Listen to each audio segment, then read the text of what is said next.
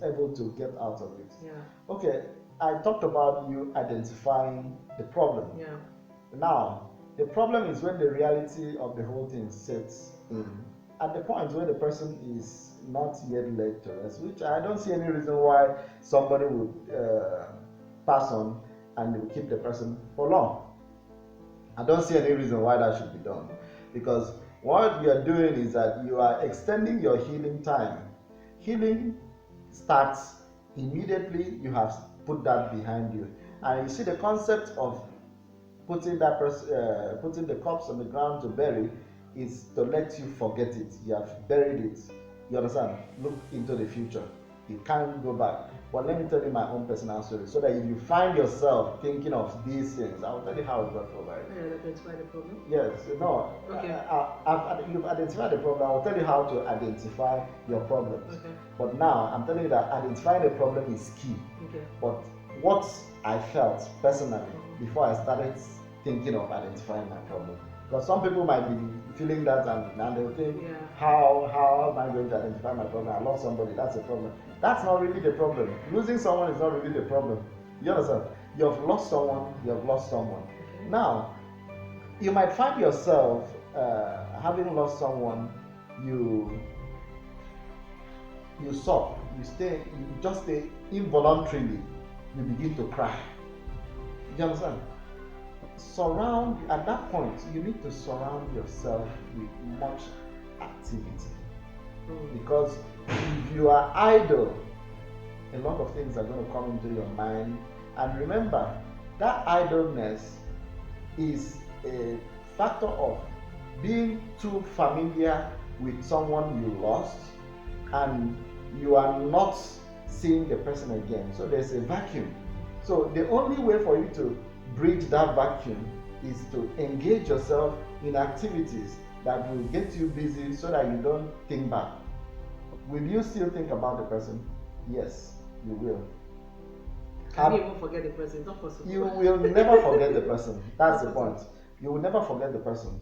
And peradventure, you did not take care of that person. That is the most painful aspect. But if you took care of that person, it will even be more painful at the early stage, because you will like, but I did everything. I'm not supposed to lose this person. So it will be painful at the beginning, because you must have built so much of relationship affinity with the person. So it's going to be difficult for you to lay back, and say, that's it, I'll pretend as if nothing happened.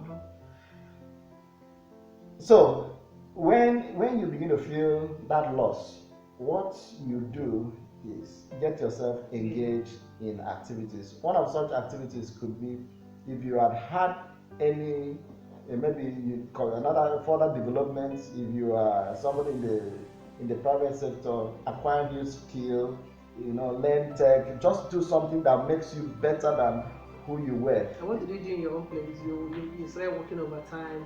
Yes. Started exercising. Yes. What I can remember. Yes. Personally, I started exercising because I felt too much of energy. I felt my body could not carry the energy.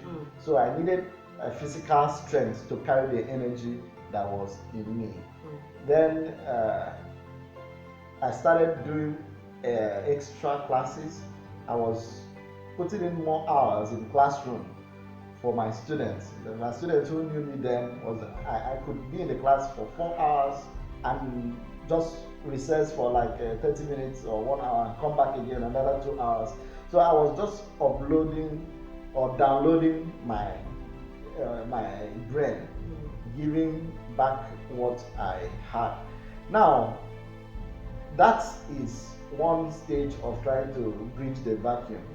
Then you will also look back. What was it that this person was doing for me that I am missing? That is a major problem that you may need to identify. Number one could be, if it was a spouse, you might say it was a sexual partner, which is clear, meaning that you will lose that sexual companion that you had. And no other person can be like that person, I must tell you. So, what do you do at that point? You have identified Problem number one, that you need a sexual companion. Now, remember, at this point, you are not married again, you are single. So if you take anybody, it's unlawful. I will get back to that point. Another one would be, this person used to help me cook. You know, if it's a spouse too, this person used to be the person I used to gist. All these things are amplifying the vacuum. Amplify them as much as possible so that you begin to identify further the ones that are pressing. So it still boils back to identification of your problem. There are some of them that will be shallow. That's why it's known that you might not forget the person, because somebody who has been part of you, not to even talk of if it's a parent or a child or a sibling, you understand, you spend so much time with this person.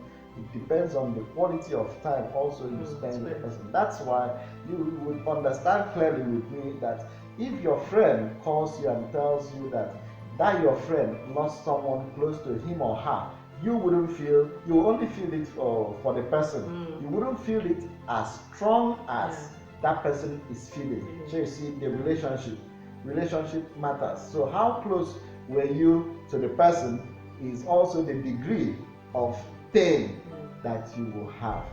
It could have been a friend. So the point there is that in any case, all of them are overcomable. All of them are just overcomable, and they are all losses. Now, for someone who lost a spouse, the difference between that and someone who lost a brother, it is only the relationship that they had that can determine. But if you wallow in it, if you wallow in that without finding ways to come out of it, you are likely to have how do I put this, health issues. It might take your life as well, because mind you, when you have liver problem, when you have heart problems, you have kidney failure, you are heading to your own grave. And you don't want that to happen. And you don't want that to happen to tragedy. you. Yeah. That's it. Thanks, baby. I think you have given so much, perspective on what the person should do first. So it's not about you going out to look for somebody else to fill the void. First of all, know what you need. Fortify your mind. Yeah, you said fortify your mind about what it is that you need to move on with. That life is still for the living. This thing has happened and it's past. That's what he said. And then now you identify, sit down and amplify directly what you miss, what are the vacuum created already by this person, so that way it's easy for you to weigh them at a scale of high priority, low priority, and all that. And I think that's a good way to start getting out of the whole gloom and still move on with life. Then summarily, once you've done those ones, tell yourself clearly you want to fill those gaps. Okay. It is what you determine in your mind, that is what you get. Okay. So I think in another video or so, I could tell you how you can do that in preparation for. So if you have watched this and you like it, you know what I want to tell you, there's still too much I have to say. Yes, don't miss it. Subscribe right now. Thank you so much for watching this up to this point. That means you love it. Share with somebody who is hurting near you. Don't be selfish, okay? Share it. Put on the notification bell on all. That's so I don't miss any video from this channel, because what we do is live, love, and chill. Okay? That's it. Life is for the living, and while you are alive, give it your all. Okay? Thank you so much, baby, for coming. Thank you for not holding back. Thank you for wanting other people to be better. There are people that used to say, when you're eating, you don't talk, so you chop alone. So now you have gone through your grief, you're remarried, you're living happy. Some people will hold back and say, what's my business? Let them figure out their own way. But you didn't do that, Thank you so much for that heart, and I really appreciate you for coming. But remember, thank you for promising to come back again. We are not done yet. Of course. That's it. That's it. So guys, see you in our next video. Okay? Yeah, ciao.